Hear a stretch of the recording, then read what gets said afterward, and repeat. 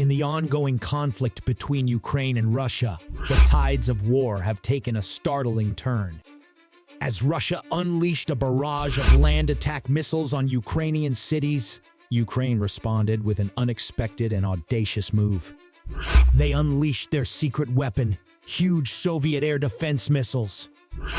Russia had long relied on their stockpile of S-300 missiles, but as their inventory dwindled, Ukraine saw an opportunity to level the playing field. And so, they dusted off their retired S-200 missiles, long-forgotten relics of the Soviet era.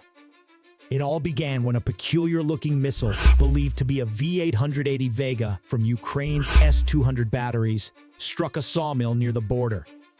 This incident sparked speculation that Ukraine had taken a page out of Russia's playbook, using air defenses in an offensive manner. Russia claimed that multiple missiles were intercepted by electronic warfare and air defense fire while attempting to attack targets in Crimea and other strategic locations. The critical Kerch Bridge to Crimea was reportedly a target, causing a suspension of traffic. Ukrainian officials remained tight-lipped, neither confirming nor denying these claims. The S-200 missile, codenamed SA-5 Gammon by NATO, was designed to be a formidable long-range anti-aircraft weapon. It entered service in 1967, protecting the Soviet Union from high-altitude nuclear-capable bombers and spy planes.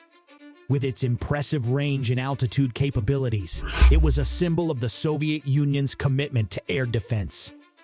Each V-880 missile used by the S-200 system was a behemoth, measuring over 10 meters long and weighing nearly 8 tons.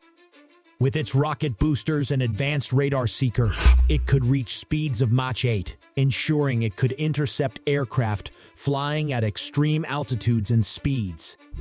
Ukraine, facing extensive aerial threats from Russia, sought to bolster its defensive capabilities. While lacking modern alternatives, the reactivation of S-200 batteries seemed like a viable option. Reports even surfaced of the United States attempting to secure S-200 missiles from Bulgaria for Ukraine, signaling confidence in Ukraine's ability to integrate them into their arsenal. The S-200 missile batteries were a common sight across the Soviet Union, with over 2,030 launchers spread throughout the region. But as the threat landscape evolved, the S-200's role diminished. Nevertheless, the aging batteries could still be networked and controlled through the command posts of newer systems, like the S-300 and S-400. After Russia's incursions into Ukrainian territory, Ukraine took decisive action to reconstitute its retired Soviet air defenses.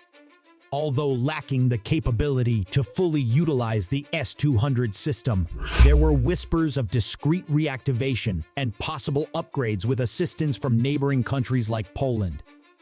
While most Russian air defense missiles have a secondary land attack mode, it remains unconfirmed for the S-200.